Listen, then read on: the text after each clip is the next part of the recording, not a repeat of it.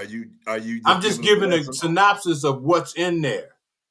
and that's why they took it out? That's what you believe? That's why it was not in part of the Apocrypha? Yeah, correct. That's why it wasn't a part of the 66 books.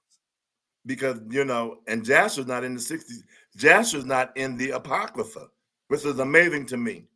But if you study Jasher, it totally lines up with the Pentateuch.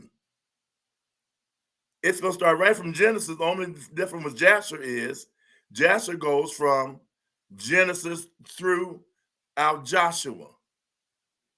But it lines up. And I think what you're saying, you tell me if I'm hearing it right, but what you're saying is when he began to name all of these different angels, their ranks, because we taught the book at Absolute.